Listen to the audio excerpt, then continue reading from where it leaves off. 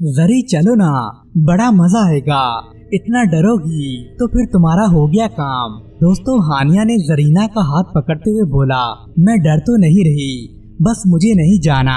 मैंने सुना है कि वो हिंदुओं के जमाने का एक पुराना बरगद का दरख्त है। वहाँ पर हिंदू औरतें इसी जमाने में पूजा पाठ किया करती थीं। जब भी किसी ने इस बरगद के पेड़ को काटने की कोशिश की है, उसमें से खून निकलना शुरू हो जाता है। इसलिए आज तक किसी की हिम्मत नहीं हुई कि उस बरगद के पेड़ के पास जाए और उसे काटे। दोस्तों, किसी शहर में दो सहेलियां रहा करती थीं। हानिया और जरीना बचपन की गहरी दोस्त थीं। उनकी इतनी अच्छी दोस्ती की वजह से उनके घर वाले भी एक दूसरे का बड़ा ख्याल रखते थे।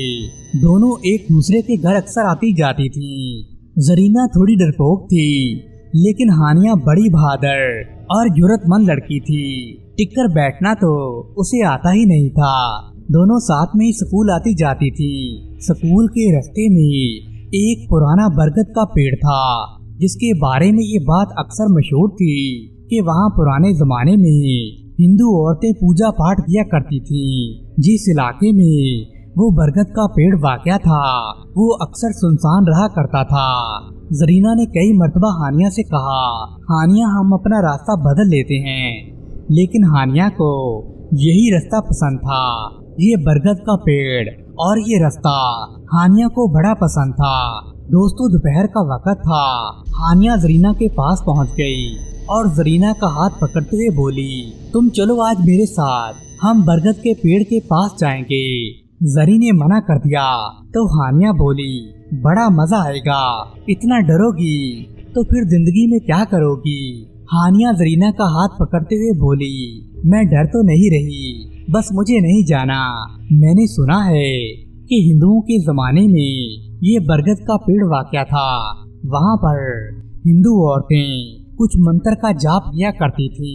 जब भी किसी ने इस बरगद के पेड़ को काटने की कोशिश की है, तो इसमें से एकदम से खून निकलना शुरू हो जाता है।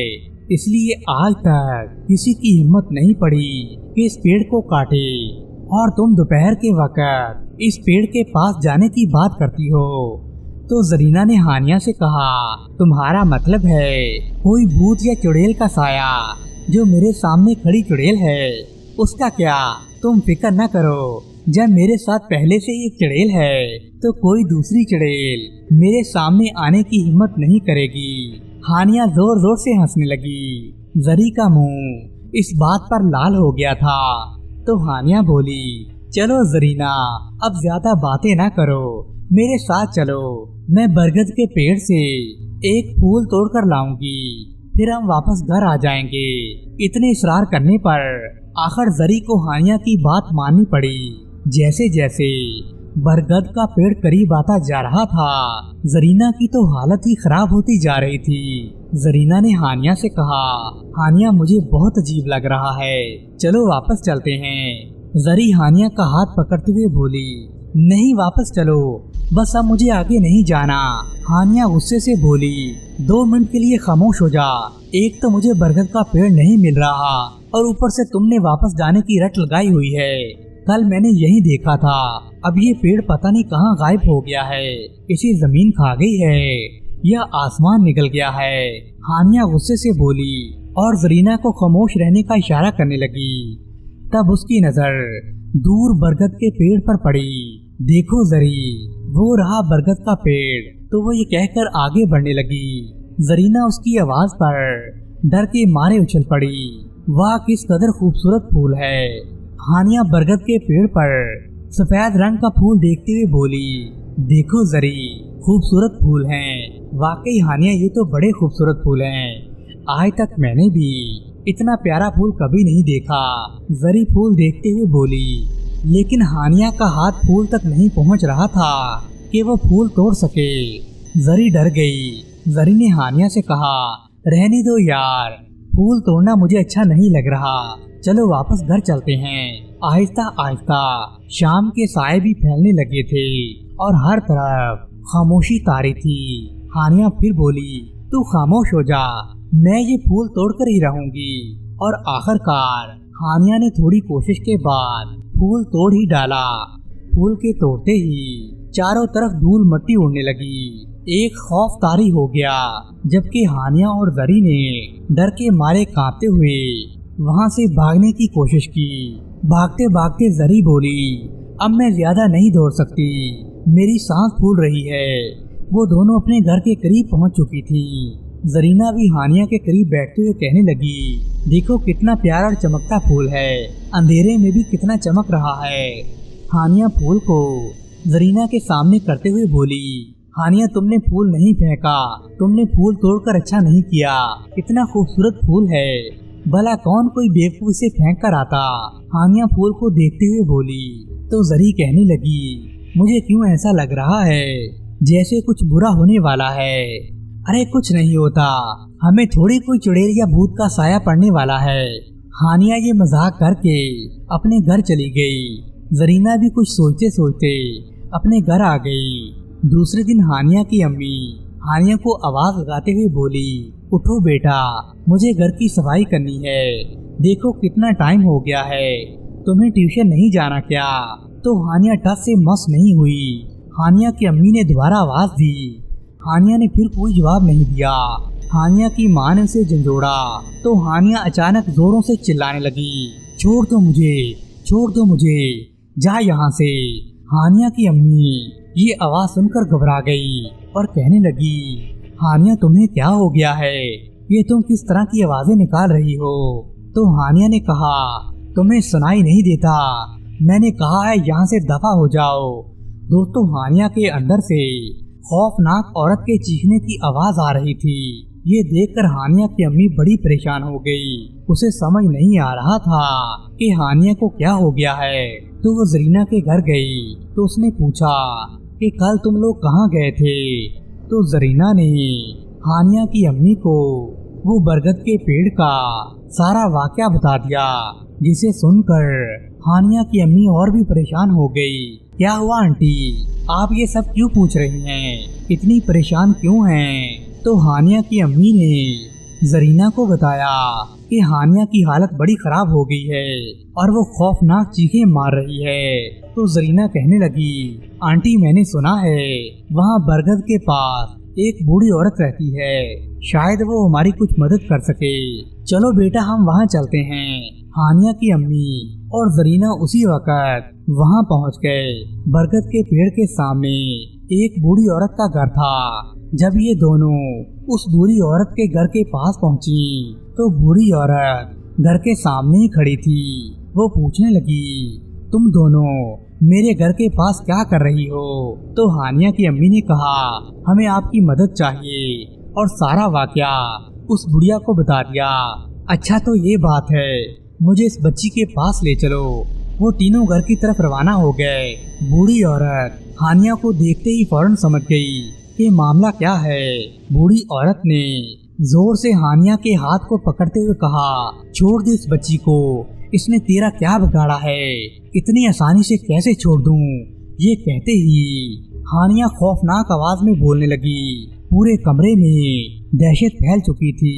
तो हानिया के अंदर से एक खौफनाक आवाज में वो चुड़ैल बोली, इसने मेरे बरगद के पेड़ से एक फूल तोड़ा था, इसने बड़ी गलती की है, जिसकी इसे सजा मिलकर रहेगी। मैं इसे जान से मार दूंगी। वो बुढ़िया औरत कुछ मुंह में पड़कर चारों तरफ फूंके मारने लगी, जिसकी वजह से वो लड़की आपे से बाहर होकर दूर जा गिरी। लाल अंगारों जैसी उसकी दोनों आंखें जोर जोर से चमक रही थी।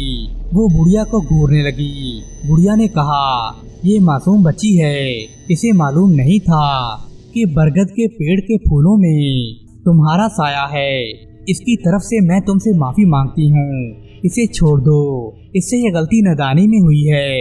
मैं इसे खत्म कर दूंगी या इसे अपने साथ अपनी दुनिया में ले जाऊंगी। इसके बाद वो चुड़ैल जोर जोर से हंसने लगी। तो बुढ़िया ने कहा, मैं ऐसा नहीं होने दूंगी, तुम इसे कहीं नहीं ले जा सकती, ये बड़ी मासूम बच्ची है।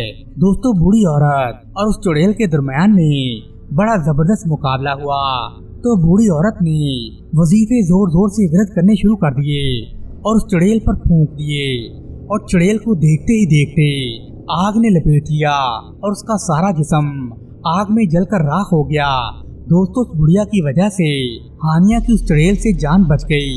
प्यारे दोस्तों, हमको भी चाहिए कि रात और दोपहर के वक्त भारी दरख्तों के पास भी न जाएं। क्या पता वहाँ कोई चुड़ैल या किसी भूत का साया हो।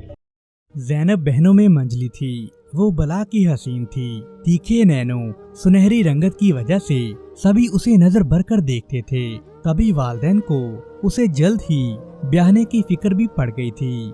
वो अपने चचा के बेटे से बचपन से मंसूब थी, लेकिन उसके हुस्न के सामने उसका मंगेतर बिल्कुल बेजोड़, बेढंगा और बदा मालूम होता था। दोस्तों, देहात में तो लड़की को बोलने का हक भी नहीं दिया जाता। तभी वहाँ लड़कियाँ माँ बाप के फैसले पर खामोशी से सर झुका लेती हैं या फिर घर से भागकर शादी कर लेती हैं। ज़ैनब ने पहला रास्ता चुना और अपने माँ बाप के सामने सर झुका दिया। यूं ज़ैनब की शादी उसके चचा जाद के साथ हो गई। असलम ना तो पढ़ा लिखा था और ना ही कुछ कमाता था। बेचारा जो कमाता था आधी कमाई अपनी माँ को देता था और आधी अपनी बीवी के हाथ पर रख देता था। मगर जिंदगी की गाड़ी इस थोड़ी सी आमदनी के सहारे नहीं चल सकती थी। ज़ैनब जो पहले ही से उसके साथ शादी पर खुश नहीं थी, भूख और अफलास का शिकार हुई तो उसे और भी ज्यादा गुस्सा आने लगा। उसने खुद को नसीबों जली समझना शुरू कर दिया, क्योंकि उससे बहुत कम शक्ल लड़कियां खुशहाल घरानों में ब्याह कर गई थीं और वो अपने घरों में राज कर रही थीं। अब वो हर किसी के सामने रो रो कर अपना दुखड़ा बयान करती थी। दोस्तों, उसकी एक सहेली बड़ी उम्र की थी। वो अच्छी औरत नहीं थी। उसने ज़ैनब को ऐशो आराम की जिंदगी का सारा प्रोग्राम बनाकर दिया और उसे उकसाने लगी कि वो अपनी कोशिशों से अपनी किस्मत खुद बदल सकती है। असलम शादी के 2 साल के बाद पुलिस में खानसामा भर्ती होकर चला गया। वो हर माह बाकायदगी से तनख्वाह अपने घर भिजवा दिया करता था, लेकिन उसकी बीवी को उसकी कमाई की कोई जरूरत नहीं थी। उसने अब उस मशवरा देने वाली औरत के साथ मिलकर खुशहाली का जरिया तलाश कर लिया था। उस औरत के मरासम खाते पीते घरानों के अक्सर नौजवान लड़कों के साथ होते थे। इस तरह उस औरत ने ज़ैनब को भी उन लोगों के साथ मिला दिया। अब वो दिन ब दिन निखरने लगी थी। उसके लबों पर कोई शिकवा नहीं रहा था। चेहरे पर जर्दी की जगह लाली ने ले ली थी। ससुर तो पहले ही नहीं था, सास भी मर चुकी थी। ज़ैनब का शौहर निहायत शरीफ और कम अकल सादा गु आदमी था। वो छुट्टी पर आता तो बीवी उसे खाना न देती। वो तब भी बुरा नहीं मनाता और होटल की रोटी से पेट भर लेता था। उसकी बीवी उसके साथ सीधे मुंह बात तक नहीं करती थी। वो दबी जबान से एहतजाज करना चाहता तो वो ऐसी ऐसी बातें सुनाती कि वो बेचारा दबक कर चुप हो जाता था। रात होती तो असलम डरते डरते उसको अपने शोहर होने का एहसास दिलाता था, मगर वो उसे किसी खातर में नहीं लाती थी। इस तरह वो बेचारा आदमी वापस नामुराद ही ड्यूटी पर चला जाता था। दोस्तों, वक्त बीतता गया। इस अरसे में ज़ैनब 4 बच्चों की मां बन गई। उसने अपना पुराना घर बदलकर नए मोहल्ले में एक बहुत ही आलीशान घर खरीद लिया था। उसकी खूबसूरती में कोई फर्क नहीं आया था। उसके हुस्न के चर्चे तो अब दूर दूर तक फैल चुके थे। अब भी वो रात को बच्चे अपनी सहेली के हवाले कर कर कहीं चली जाती थी और सुबह सादक ही लौटती थी। लोगों ने जब देखा कि ज़ैनब के करतूत तो खराब होते जाते हैं, तो मोहल्ले वालों ने तरह तरह के एतराजात उठाने शुरू कर दिए। वो भी बड़ी चालाक और मक्कार औरत थी। उसने बैठक में एक छोटी सी परचून की दुकान खोल ली। इस तरह अपने ऐश का जवाब भी पैदा कर लिया और लोगों की आंखों में धूल झोंकने लगी थी। उसकी दुकान में सौदा तो बहुत ही कम होता था, मगर ग्राहकों की लाइन लगी रहती थी। वो सबसे यही कहती थी कि अरे मैं क्या करूं, शोहर की आमदनी तो ना होने के बराबर है। 4 बच्चों का पेट पालूं तो आखिर कैसे पालूं? बच्चों का पेट पालने के लिए ही मैंने ये छोटी सी परचून की दुकान खोली है। इस तरह वो दूसरी दुकानों से कहीं ज्यादा आमदनी हासिल करती थी। साथ साथ वो अपनी जुबान और अमल से भी अपने शौहर असलम को बदनाम करने की कोई कसर उठा नहीं रखती थी। वो उसे नखट्टू, नकारा और यहाँ तक कि बगैरत भी कह देती थी। इस तरह नए मोहल्ले वालों के दिलों में भी उसके शौहर के खिलाफ नफरत पैदा हो गई थी, जो सारे महीने में सिर्फ 2-4 दिन ही दिखाई देता था। असलम बेइंतहा बुज़दिल और बेगैरत हो गया था। दोस्तों, जब असलम ही अपनी बीवी से कोई बात बरस नहीं करता था तो आखिर मोहल्ले वालों को क्या तकलीफ थी। असलम के चुप रहने की वजह शायद एक ये भी मालूम होती थी कि वो अपनी बीवी के हुस्न से मरूब था और अपनी गुर्बत से लाचार हुआ पड़ा था। वो अपनी बीवी को उसकी खूबसूरती और वक्त के तकाज़ों के मुताबिक जरूरियाती जिंदगी मुहैया करने से कासिर था। शायद उसने भी हालात से समझौता कर ही लिया था। चलो, जब ज़ैनब खुद ही अपना और अपने बच्चों का पेट पाल रही है तो मुझे मजीद भाग दौड़ करने की क्या जरूरत है। मगर जब भी वो मिन्नत समाजत से उसको अपने शौहर होने का एहसास दिलाता तो बीवी को उस पर तरस आ जाता। कभी वो अपने छुपे हुए पंजे निकाल लेती। इंसान चाहे कितना ही मुंहजोर क्यों न हो, कुदरत की लाठी एक न एक दिन उसके सर पर जरूर पड़ती है। ज़ैनब के करतूत जब नाकाबिले बर्दाश्त हो चुके थे तो वक़्त ने उसे सजा देने के लिए मुंतखब कर लिया था। दोस्तों, उसका एक रिश्तेदार समी जब पहली मर्तबा उसके घर आया तो वो भी उसके हुस्न के जादू से बच नहीं सका। इस अरसे में वो खानदानी लिहाज से बिल्कुल अकेली हो गई थी। उसके भाई उसे नहीं बुलाते थे। उसके माँ बाप तो बहुत अरसा पहले ही गुजर चुके थे। ससुराल वालों ने भी उसे कोई घास नहीं डाली थी। शौहर दूसरे शहर पुलिस में ट्रेनिंग लेने वालों के लिए हॉस्टल में खाना पकाने का काम करता था। अब उसे डर किस बात का था। तभी उसने मैदान साफ पाकर बेखौफ और खुलकर बेरारवी और बेहयाई की दुकान सजा ली। दोस्तों, जब समी पहली दफा आया तो ज़ैनब ने जाने उसे क्या झलक दिखाई कि वो बार बार आने लगा। हालांकि वो एक शादीशुदा आदमी था, लेकिन फिर भी वो इस मक्कार औरत पर फरिश्ता हो गया और हर हफ्ते उसके दर पर हाजिरी देने लगा। वो ज़ैनब के बच्चों के लिए बाकायदगी से फ्रूट, मिठाई, कपड़े और खिलौने लाता था। शाहदा ने उससे मुश्किल नाता जोड़ लिया था। अब तो वो किसी को मुंह नहीं लगाती थी। समी इस शर्त पर उसे हर माह काफी रकम भी देता था कि वो किसी से नाता नहीं रखेगी। लेकिन दोस्तों, जो ज़ैनब के पुराने मिलने वाले थे उन्हें ये बात बिल्कुल भी अच्छी नहीं लगी। उन्होंने एक रात मंसूबा बनाया। एक रात समी और शाहदा एक ही कमरे में सो रहे थे कि गांव के चंद मोअज़्ज़ज़ आदमी और कुछ नौजवान अचानक उसके घर के सहन में दाखिल हुए। समी तो खिड़की से भागकर जान बचाने में कामयाब हो गया। अपनी लग़्ज़ियों की ये सजा मिली कि वो सारे गांव में बदनाम हो गई। गली गली उसकी बदचलनी के चर्चे होने लगे। जब उसके बेटों को, जो अब समझदार हो चुके थे, मोहल्ले वालों की जुबानी अपनी माँ के करतूतों का इल्म हुआ तो वो भी उसे छोड़कर अपनी नानी के पास चले गए।